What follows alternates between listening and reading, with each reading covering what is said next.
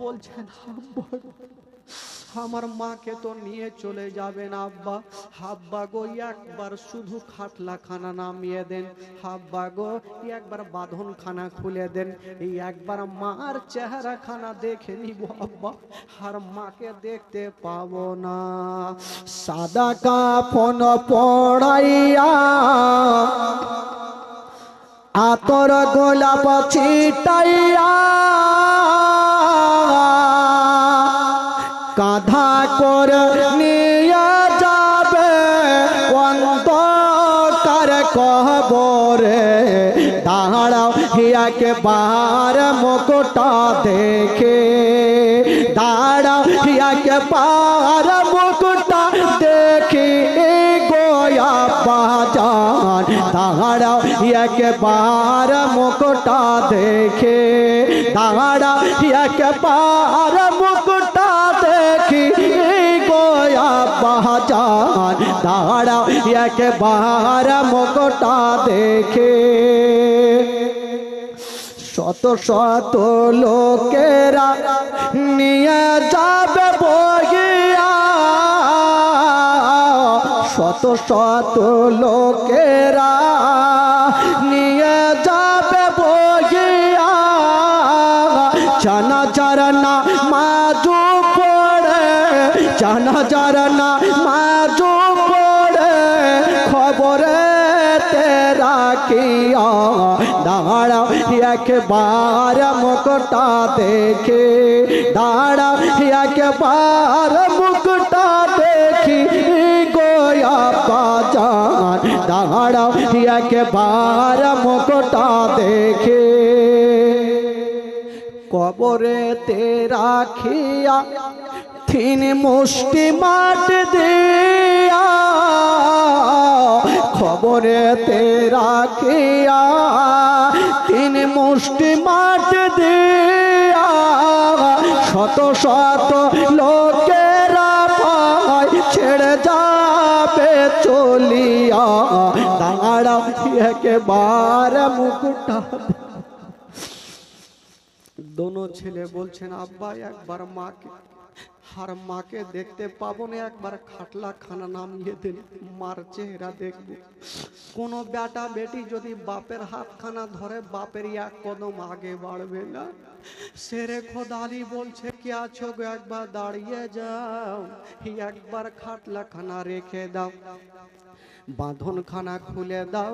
যেমনই খাটলা খানা রেখে বাঁধন খানা খুলেছে গো, দোনো বেটা মার চেহারা খানা দেখছেন, মনে হচ্ছে মার ওপরে পড়ে যাবে।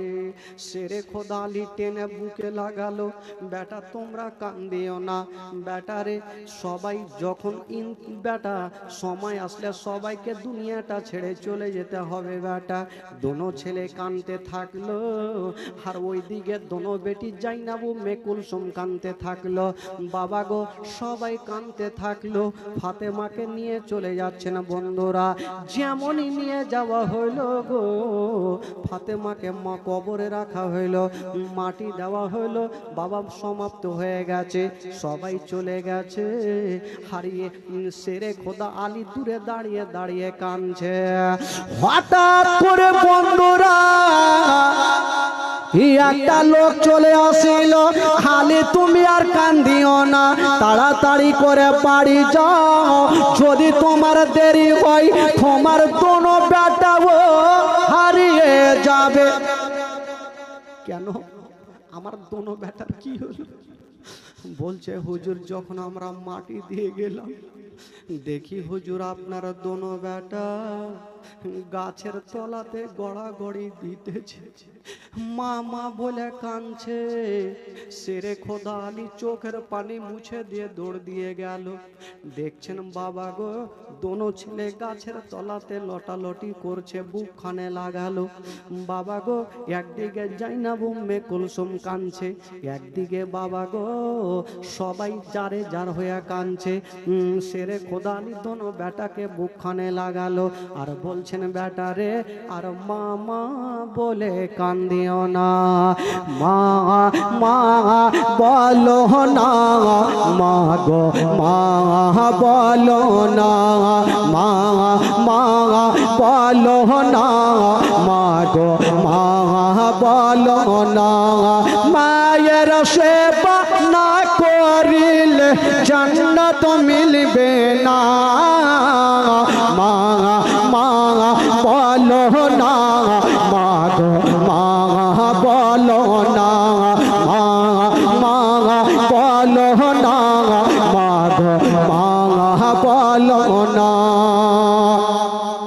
ও গো আম্মা কোথায় গেলে আমার ছাড়িয়া, ও গো আম্মা প্রাণে একাই আমার ভালো লাগবে না, ও গো আম্মা যেও না ছেড়ে আমায় চলিয়া, মা মা বলো না, মা গো মা বলো না, মা মা বলো না, মা গো মা বলো না, মায়ের সেবা না করিলে নেকি মিলবে না, মা মা বলো না, মা গো মা বলো না, মা মা বলো না, মা গো মা বলো না। ও গো আম্মা কোথায় গেলে আমার ছাড়িয়া, ও গো আম্মা প্রাণে একাই আমার ভালো লাগবে না, ও গো আম্মা যেও না ছেড়ে, ও গো আম্মা যেও না ছেড়ে আমায় চলিয়া, মা মা বলো না, মা গো মা বলো না, মা মা বলো না, মা গো মা বলো না, মায়ের সেবা না করিলে, মায়ের সেবা না করিলে জান্নাত মিলবে না, মা মা বলো না, মা গো মা বলো না, মা মা বলো না, মা গো মা বলো না, মা মা বলো না, মা গো মা বলো না। দোনো ছেলে মামা বলে কাঁদছে, শেরে খোদা আলী বলছেন বেটা রে আর মামা বলিও না বেটা, তোমার মা এত দূরে চলে গেছে বেটা, কখনো তোমাদের ছেলে বলে বুকে নেবে না। ফাতেমা তু জাহারা বাবা সারা জীবনের মতো দুনিয়াটা ছেড়ে চলে গেছেন বাবা, সকলে পড়ুন ইন্না লিল্লাহি ওয়া ইন্না ইলাইহি রাজিউন। আল্লাহুম্মা সাল্লি আলা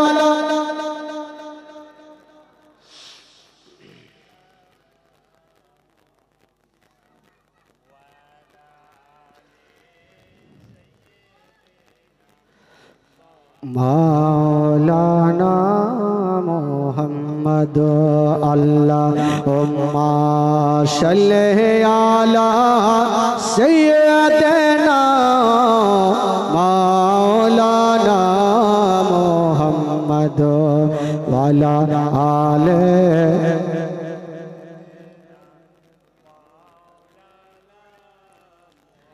একবার গোটা মাজমা বলুন তো সুবহানাল্লাহ, জোরে বলুন ইয়া রাসূলুল্লাহ, দুই হাত তুলে বলুন তো সুবহানাল্লাহ। আচ্ছা আপনাদের ঘুম লাগছে নাকি? তো চোখ ছোট ছোট হয়ে গেছে, একটু বাড়কা করে রাখেন তাহলে তো হবে। হ্যাঁ একটু চোখটা বড় বড় রাখবেন ভাই, চোখ ছোট হইলে ফের মুশকিল আছে। হ্যাঁ একটু মনটা খুলে রাখবেন যাতে সবাই বুঝতে পারেন ভাই। কারণ কিছু কিছু গ্রামের লোক মোটা বুদ্ধে থাকে, তো আপনাদের এলাকায় চালাক আছে। কারণ জানেন, একটা গ্রামে মানে সবাই মোটা বুদ্ধে, তো একটা লোক আতর বিক্রি করে, তো ও ভাবলো যে যাই, আর ওই গ্রামে কিন্তু আতর বিক্রি করতে চলে গেছে। তো বাচ্চাই যে ছোট ছোট বাচ্চারা খেলাধুলা করছে, তো আতরওয়ালা ভাবলো এখানে দাঁড়িয়ে থাকবো, শিশির বুটামটা খুলে রাখবো, তো সেন যাবে, বাচ্চাগুলো সেন পাবে, তাই সে আমার আতর কিনবে। ঠিক ভাই সেন পেয়েছে, আর বাচ্চাগুলো দৌড়িয়ে, চাচা কি হলো বাছা? বলে চাচা কি আছে এত সেন্ট? বলে আতর। বলে দেন তাড়াতাড়ি। তো এই লোকটা ভাবলে একটু হাতে লাগাই, তাহলে সুইহে দেখবে, পছন্দ লাগবে তো কিনবে। এই পাগলাগুলার হাতে লাগাই, তো সুইহে কি দেখবে? চাইটা চাইটা দেখছে। ই ভাবলো কোন গ্রামে আতর বিক্রি করতে রে ভাই, ই তো সারা আতর খেয়ে শেষ করে দিবে।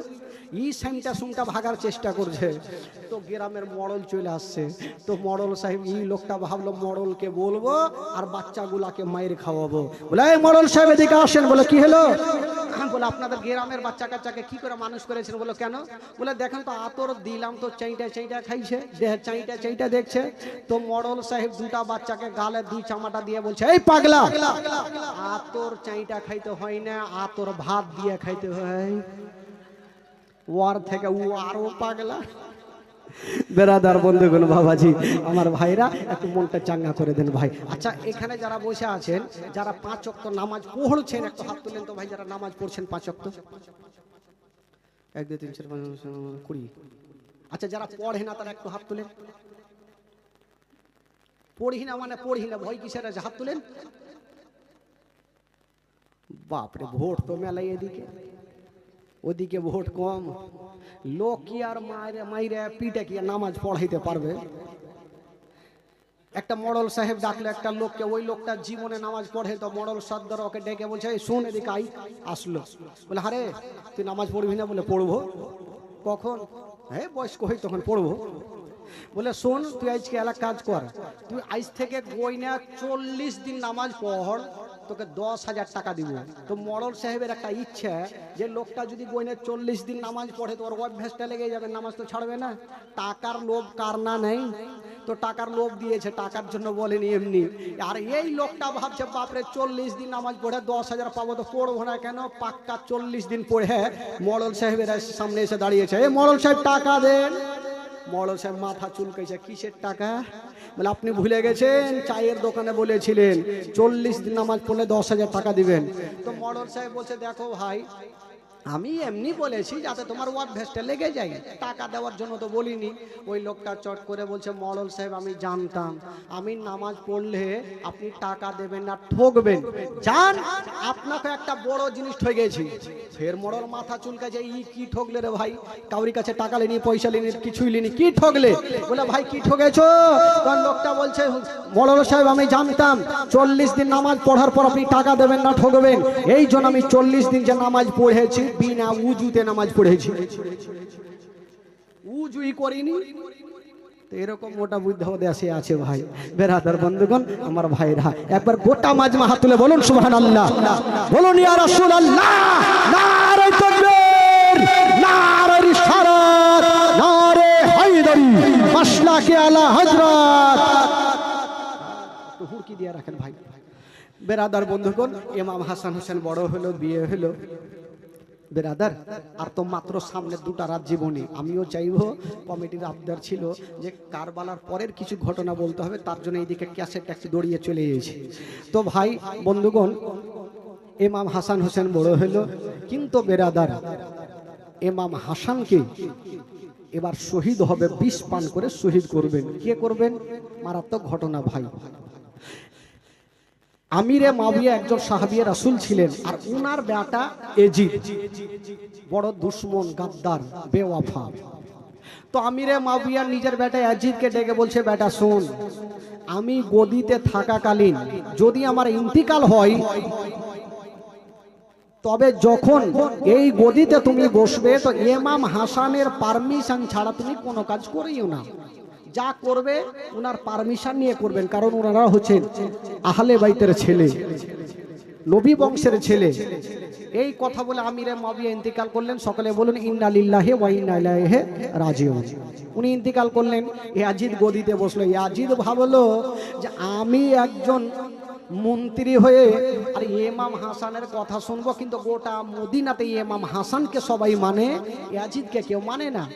তো যখন কেউ মানে না, তো ইয়াজিদ দুশ্মনী শুরু করলো যে ইমাম হাসানকে মারবো কেমন করে, যদি না মারি তাহলে আমাকে কেউ মানবে না। তো একটা লোক ফিট করলো, যেই লোকটার নাম হচ্ছে মারওয়ান। ওই লোকটাকে বললো, মারওয়ান তোমাকে একটা কাজ করতে হবে। বলে কি কাজ? বলে ইমাম হাসানকে যদি তুমি মারতে পারো, তোমাকে এত টাকা দেব, বসে বসে সারা জীবন খাবে, টাকা শেষ হবে না। আহ, ওই মারওয়ান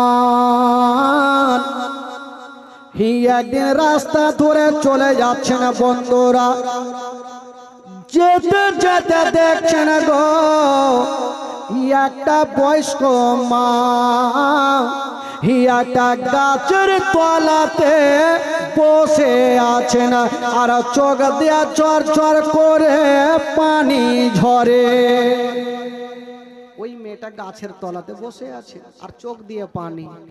যেই মেয়েটা গাছের তলাতে বসেছিল, সে মেয়েটার নাম কি কেতাবে লেখছেন বন্ধুরা, যেই মেয়েটা গাছের তলাতে বসেছিল গো, সে মেয়েটার নাম হইল মাইমুনা কুটনি। কি নাম বললাম? জোরে বলেন। খালা কাহুরে নাম থাকলে রাগিয়েন না, বলা যাবে না। তো মাইমুনা কুটনি গাছের তলাতে বসে কাঁদছে। তো মারওয়ান বলছে, মা কি ব্যাপার, তুমি গাছের তলাতে কাঁদছো কেন? বলছেন, বাবা দেখছো সবারই পাকা পাকা বাড়ি, আর আমার হলো টাটি বাড়ি। টাকা না থাকার কারণে আমি পাকা বাড়ি দিতে পারি না। তো মারওয়ান ভাবলো এই মেয়েটার টাকার লোভ আছে, ইয়াকে দিয়ে ইমাম হাসানকে মারাবো। তো মারওয়ান বলছেন, মা গো তুমি কি 2-3 তলা 4 তলা বিল্ডিং নিতে চাও? বলে ফ্রিতে পেলে কে ছাড়বে? বললো বাবা হ্যাঁ। বলছেন, মা তাহলে তোমাকে একটা কাজ করতে হবে। বলে কি কাজ? বলছেন, মা গো যদি তুমি ইমাম হাসানকে ছলে বলে মারতে পারো, মা তোমাকে এত টাকা দেব, সারা জীবন বসে খাবে মা, তোমার টাকা খতম হবে না। যদি তুমি ইমাম হাসানকে মারতে পারো, প্রচুর টাকা দেব। ওই মেয়েটা বলছেন, বাবা যেই কথা বলেছ আর বলিও না। বলল কেন? বলে ইমাম হাসানকে সবাই মানে ভালোবাসে, নবী বংশের ছেলে, আমি এত বড় কাজ করতে পারবো না। মারওয়ান বলছেন, মা তোমার ডিসিশন এখন আমি নিব না, তুমি বাড়ি যাও, বাড়ি গিয়ে ভাবনা চিন্তা করো, যদি তোমার ডিসিশন হয় আবার কালকে এই গাছের তলাতে এসে বলে দিও। বলে ঠিক আছে যাও। ওই মেয়েটা বাড়ি গেল, বিছানাতে শুয়ে আছে আর ভাবছেন, আল্লাহ যদি আমি ইমাম হাসানকে মেরে দিই তবে প্রচুর টাকার মালিক হব। কিন্তু মারবো তো কেমন করে মারবো? ওই ডিসিশন নিল, যা হবে হবে, ইমাম হাসানকে মেরে দিব। ই বাবা মাইমুনা এক পা দুই পা করে আবার ওই গাছের তলাতে হাজির। মারওয়ান চলে আসিল, মা আচ্ছা বলো তোমার ডিসিশন বলো। ওই মারওয়ান মাইমুনা বলছেন, বেটা আমি ডিসিশন নিয়েছি, আমি ইমাম হাসানকে মেরে দেব। ঠিক আছে তাহলে তুমি কাজ করো। এবার ওই মাইমুনা প্রথম ইমাম হাসানের বিবি জাইদার সঙ্গে একটা সম্পর্ক তৈরি করতে হবে, কারণ কাউকে যদি মারতে হয় যতক্ষণ সম্পর্ক তৈরি না হবে মারাটা বিপদ হবে ভাই। বাড়ির লোক না থাকলে বাড়িতে চুরি কমই হয়। তো মাইমুনা ভাবলো কেমন করে সম্পর্ক তৈরি করব। একদিন দেখছেন বাড়ির বারান্দায় দাঁড়িয়ে দাঁড়িয়ে বাইরে দেখছেন। ইমাম হাসান যেমনই বাড়ি থেকে বাইরে গেল, এ মাইমুনা বাড়িতে ঢুকে গিয়ে বলছে, জায়েদা। বলে কে আছো গো? বলে তুমি চিনতে পারবে না, তোমার স্বামী আমাকে চিনে, আমি তোমার মাসি হইলাম। তো জায়দার মনের মধ্যে ময়লা মাটি ছিল না, যাকে মাসি যখন এসে বসতে দি, বলে আমি বসবো না, তোমার স্বামী কোথায়? ও দেখলো যে ইমাম হাসান বাইরে গেল, তবুও জিজ্ঞেস করছে, একটা সম্পর্ক তৈরি করছে। তো বলছে আমার স্বামী তো এক্ষুনি কোথায় গেল? বলে আহারে, তোমার স্বামীর জন্য কিছু আনতে পারলাম না। আচ্ছা বলো তো তোমার স্বামী কি খেতে ভালোবাসে? তো জায়েদা বলে দিলেন, আমার স্বামী সব থেকে মধু খেতে ভালোবাসে। এবার মাইমুনা কোটনি পৌঁছে গেল মারওয়ানের কাছে। বলছেন, ওগো মারওয়ান, ওই ইমাম হাসান সব থেকে মধু খেতে ভালোবাসে। যেমন এই কথা বলতে নাই বাবা গো, এক প্রকারের মধু নিয়ে আসা হইল, আর ওই মধুতে বিষ মিশিয়ে দিয়েছেন বাবা গো। মধুর রং হয়ে লাল, এত বিষাক্ত বিষ মিশিয়েছেন বাবা, ওই লাল মধুখানা জামের মতো কালো হয়ে গেল। মাইমুনা বলছেন, বেটার যদি জিজ্ঞাসা করে জায়েদা মধুর রং হয়ে লাল কেন কালো হইল, তখন তুমি বলবে এটা হলো বিদেশি মধু, তাই কালো হয়ে গেছে। ওই মাইমুনা ওই বাবা গো ওই মধুখানা নিয়ে ইমাম হাসানের বাড়ির আশেপাশে চক্রান্ত দিচ্ছেন বাবা। ইমাম হাসান যেমনই বাড়ি থেকে বাইরে গেল, আবার মাইমুনা জায়েদা বলে ঘরে ঢুকে গেল। জায়েদা বলো, তোমার স্বামী কোথায়? বলে মাসি গো, আমার স্বামী তো এই মাত্র গেল। বলে আমার ভাগ্যটাই খারাপ, ভাগ্য ছাড়া ভাগ্য নাই, দেখাই হয় না। তো যাকে দেখা যখন হইলো না, এই রাস্তা দিয়ে যাচ্ছিলাম তাই ঢুকলাম, এই যে কিছু মধু নিয়েছি, তোমার স্বামী তো খেতে ভালোবাসে, একটু দিয়ে দিও। ঠিক আছে বাবা গো। দেওয়ার পরে মাইমুনা চলে গেছেন বাইরে। আর অন্য দিক থেকে ইমাম হাসান যেন বাড়িতে ঢুকে গেল। যুবক বন্ধুরা, ওগো সোনা মানিকেরা, যেমনই ঢুকেছেন বাবা বলছেন, ও জায়েদা আচ্ছা বলো বাড়িতে কোনো খাবার আছে কিনা? জায়েদা ভাবছেন, আল্লাহ সর্বপ্রথম মাসি যে মধুখানা দিয়ে গেছে, ওই মধুখানা আমার স্বামীর সামনে হাজির করে দিই, তারপরে খাবার হাজির করব। মধুখানা দিয়েছেন, বলছেন স্বামী গো এই মধুখানা আপনি খেয়ে নিন, তারপর আপনাকে খাবার দিচ্ছি। ইমাম হাসান নিজের আঙুলখানা লাগায়া বাবা মধুতে লাগায়া যেমনই মুখে দিয়েছেন বন্ধুরা, যেমনই মুখে দেওয়া গেল ওই মধুখানা যেমনই পেটের ভিতরে চলে গেছেন বাবা, কলেজা জ্বলতে আরম্ভ করে দিল। ইমাম হোসেন গোড় দিতে আরম্ভ করেছেন, ও বিবি আমার, তুমি আমাকে মধু দিয়েছ না বিষ দিয়েছ বলো? বললেন, স্বামী গো, ও গো আমার মাথার তাজা, আমি কিছু জানি না, মাসি দিয়ে গেছে, বিসমিল্লাহ বলে আপনার সামনে হাজির করেছি। বললেন, বিবি রে এটা মধু নাই, মধু নাই, এটা বিষ হয়ে গেছে। বললো, বিবি রে আমার বিষ ঠান্ডা হবে না, তাড়াতাড়ি করে আমার নানা রওজা মোবারকাতে নিয়ে চলো। জায়েদা নিজের স্বামীকে ধরে নিয়ে বাবা গো এক পা দুই পা করে পৌঁছে গেলেন বাবা ওই কি বলে নবী পাকের রওজা মোবারকাতে।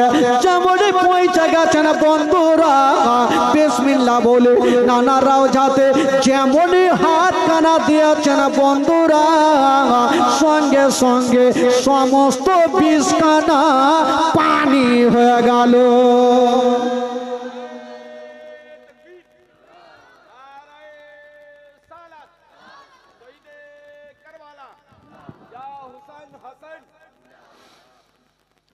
সমস্ত বিষ পানি। এবার ইমাম হাসান তো ভালো, ওইদিকে মাইমুনা কুটনি দেখলে তো চক্রান্ত করে বিষ দিলাম, পানি হয়ে গেল। বাবা গো কেতাবে লিখছেন 5 থেকে 7 বার বিষ দেওয়া হয়েছিল, কখনো মধুর সাথে, কখনো খেজুরের সাথে, কখনো পায়েসের সাথে, কখনো ক্ষীরের সাথে। যবার বিষ পান করছেন, নবীর রওজাতে যাচ্ছেন, বিষখানা পানি হয়ে যাচ্ছেন। জোরে বলুন সুবহানাল্লাহ।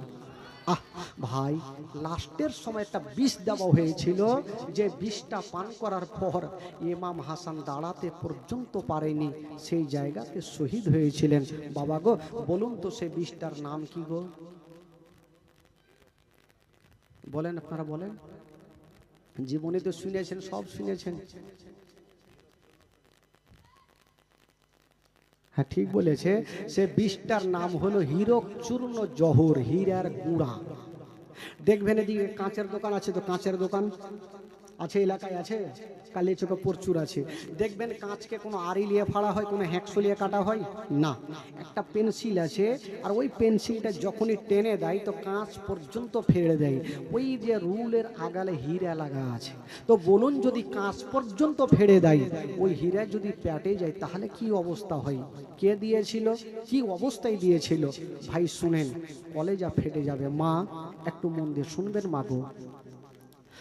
একদিন জায়েদা বোন জাইনাবকে ডাক দিচ্ছেন, বোন জাইনাব এক কাজ করো, একটা লোককে যদি 5 থেকে 7 বার বিষ দেওয়া হয়, বলুন তার ভিতর কি ঠিক থাকবে? ভাই অসুস্থ হয়ে বিছানাতে পড়ে গেছেন। জায়েদা বলছেন, জাইনাব এক কাজ করো, আজকে রাত্রি বেলাতে আমি বাড়িতে থাকবো না বহিন। ভাবি সাহেবা কোথায় যাবেন? বললেন, বহিন আজকে বাড়িতে থাকবো না, কারণ আমার স্বামী ভালো নাই। আজকে আমার নানার রওজাতে গিয়ে আমি কানবো, আল্লাহর কাছে দোয়া করব, আমার স্বামীকে যেন আমার আল্লাহ তাআলা ভালো করে দেয়। যদি কাউরি স্বামী অসুস্থ থাকে মা গো, তবে মায়ের মনটা ভালো করবে না। কাউরি বিবি যদি অসুস্থ থাকে স্বামীর মনটা ভালো করবে না। জায়েদা বলছেন, জাইনাব রে, আমার স্বামী ভালো হয় না, আজকে রাত্রি বেলাতে বাড়িতে থাকবো না, আমি চলে যাব নানার রওজাতে গিয়ে কাঁদবো, আমার স্বামীকে আমার আল্লাহ যেন ভালো করে দেয়। তবে জাইনাব তোমাকে একটা কথা বলে গেলাম, আমি খাবার রেখে গেলাম, ফলমূল রেখে গেলাম, সব কিছু রেখে গেলাম, যা চাইবে তুমি তা দিয়ে দিও, কোনো জিনিসের আমি কমতি রাখলাম না। এই কথা বলে বাবা গো জায়েদা বেরিয়ে গেল নানার রওজাতে। বাবা গো গিয়ে যেন পড়ে গেছে। আবুল কাসিমের মা চলে গেছে। তবে বেরাদার, এইদিকে ইমাম হোসেন যে বিছানাতে শুয়েছিল, ইমাম হাসান শুয়েছিল, বাবা ঘুমটা চলে এসেছে। বাবা জাইনাব পার্শ্বে বসে বসে দেখছেন, হুজুর যখন ঘুমিয়ে গেল আমি জেগে করব কি, আমিও পার্শ্বে ঘুমিয়ে যাব। বাবা ওই জাইনাব একটা বিছানাতে ঘুমিয়ে গেল, ইমাম হোসেন হাসানও ঘুমিয়ে গেছেন একটা বিছানায়, জাইনামাজও কি বলে জয়নাবও ঘুমিয়ে গেছে না। যেমনই ঘুমিয়েছে না বন্ধুরা, ওই ঘুমটা চলে এসেছে, আর হঠাৎ করে নবীর দুশমন হীরক চূর্ণ জহর নিয়ে ঘরে ঢুকে গেল। যেমন হীরার গুঁড়া নিয়ে ঘরে ঢুকেছেন বাবা, নবীর দুশমন চতুর্দিকে তাকিয়ে দেখছেন, ইমাম হাসানও ঘুমিয়ে গেছে, জাইনাবও ঘুমিয়ে গেছে। তবে যে ওই হীরক চূর্ণ জহরখানা নিয়ে এসেছি, আমি কিসে দিয়ে যাব? এই তরকারিতে দেওয়া যাবে না, নচেত বুঝে যাবে, ভাতে দেওয়া যাবে না, নচেত বুঝে যাবে। যদি হীরক চূর্ণ জহর পানিতে দিতে পারতাম, আর ওই পানি যদি ইমাম হাসান পান করতো, তবে নানার রওজাতে যেতে পারতো না। পানি পাবো কোথায়? চতুর্দিকে তাকিয়ে দেখছেন গো, হঠাৎ করে একটা সোরাহাতে নজর পড়ে গেল। একটা মাটির সোরাহা কলসি রাখা ছিল, যেই কলসি একটা সাদা কাপড়ে বাঁধা ছিল। 7টা গিরহা দিয়েছিল আবুল কাসিমের মা, যদি কেউ গিরহাগুলা খুলে তবে ধরা পড়ে যাবে। নবীর দুশমন ভাবল, আমি যদি গিরহাগুলা খুলি তবে ধরা পড়ে যাব, বিষটা কেমন করে পানিতে দেব? ওই হীরার গুঁড়াখানা বাবা গো, যে কলসিতে কাপড়টা বাঁধা ছিল, বাবা গো হীরার গুঁড়া ওই কলসির মুখটাতে ঘুষতে আরম্ভ করেছে। যেমনই ঘুষেছেন বাবা, ধুলো ধুলো হয়ে ওই পানিতে মিশে গেল। বাবা খুলতে হলো না, যেমনই মিশে গেল। নবীর দুশমন যেমনই ঘর থেকে বের হবে, 2টা পায়ের টাচ হয়ে গেল, একটু শব্দ হলো, ইমাম হাসানের ঘুম ভেঙে গেল। যেমনই ঘুম ভেঙে গেছে, বলছেন বগিন চাই না, তাড়াতাড়ি করে উঠে যাও বগিন চাই না। উঠে গেছেন গোজর, আপনি জেগে গেলেন। বলছেন বগিন চাই না, আমিও জেগে গেলাম। তবে যাই না রে, আমি জেগে গেলাম কেন তুমি জানো? আমি একটা স্বপ্ন দেখলাম। বললো কি স্বপ্ন দেখেছেন? বলে বহিন যাই না, আমি যে স্বপ্নখানা দেখেছি, দেখার পরে আমার হুলকুমখানা শুকিয়ে গেছে, আমার হুলকুমখানা শুকিয়ে গেছে। ওরে বহিন যাই না, যদি পারো আমাকে এক পিয়ালা পানি দিয়া দাও। জয়নাব চতুর্দিকে তাকিয়ে দেখছেন গো বাবা, কিছু দেখা যায় না। ওই কলসিতে নজর পড়েছে। ওই জয়নব বলছেন হুজুর একটা কাজ করেন, এই যে কলসিতে পানি আছে, ওই পানিখানা আপনাকে আমি দেব না। বলে জয়নাব কেমন কথা বলছো? তুমি কলসির পানি আমাকে দেবে না? আমার যে গলাখানা শুকিয়ে যাচ্ছে জয়নাব, আমার গলাখানা শুকিয়ে যাচ্ছে, এক পেয়ালা দাও। জয়নাব কাঁদতে কাঁদতে বলছেন হুজুর আপনাকে দেব, তবে হুজুর একটা কথা, এই কলসির পানি ঠান্ডা রাতের পানি, বাসি পানি, আমাকে 5টা মিনিট সময় দাও, আমি লোটা নিয়ে বাইরে যাব, আর ঠান্ডা টাটকা পানি এনে আপনাকে দেব। ইমাম হাসান বলল বহিন দেরি করো না, আমার হুলকুম শুকিয়ে গেছে। জয়নাব বাবা লোটা নিয়ে একটা গেট দিয়ে বাইরে গেল, আর ওইদিকে ইমাম হাসানের বিবি আবুল কাসিমের মা অন্য গেট দিয়ে বাড়িতে ঢুকে গেল। যেমনই ঢুকেছেন বন্ধুরা, ইমাম হাসান দেখছেন বিছানাতে ছটপট করে গোটা শরীর দিয়ে ঘাম বের হচ্ছে। বলছে হুজুর আপনি কাঁদছেন কেন? বললে বিবি আমার হুলকুমটা শুকিয়ে গেছে, যদি পারো আমাকে অল্প পানি দিয়া দাও। আবুল কাসিমের মা বলছে হুজুর আমি তো জয়নাবকে বসিয়ে রেখেছিলাম, আপনাকে পানি দেয়নি? বলল না আমাকে পানি দেয়নি, আমার জন্য টাটকা পানি আনতে গেছে। বিবি সাহেবা ভাবছেন হায় রে এই পাগলি, এই লোকটা পানি পানি করে জান ছাড়ছে, আর উনি টাটকা পানি আনতে গেছে। হুজুর আপনি চিন্তা করবেন না, উনি টাটকা পানি আনতে গেছে, যাক আমি কলসির মুখটা খুলে আপনাকে অল্প পানি দেব, শুধু একটু হুলকুমটা ভিজাবেন হুজুর। জয়নাব যখন পানি আনবেন আপনি আশুধা করে পানি পান করবেন। বিবি জানে না ওই কলসির পানি বিষ হয়ে গেছে। একটা করে গিট গালা খুলছে, গিরহা গুলা খুলেছে, 7টা গিরহা দিয়েছিল, 7টা গিরহা। বিবির মনে সন্দেহ হইল না, এক পেয়ালা পানি ঢেলে যেমন ইমাম হাসানকে দিয়েছেন বাবা, ইমাম হাসান ওই পানি খানা নিয়া যেমনই মুখে দিয়েছেন বন্ধুরা, পানি খানা পেটে চলে গেছে। যেমনই যেতে নাই বাবা কলেজা জ্বলতে আরম্ভ করে দিল। হায় রে ইমাম হাসান, বাবা বিছানাতে গোড়া করে দিতে শুরু করে।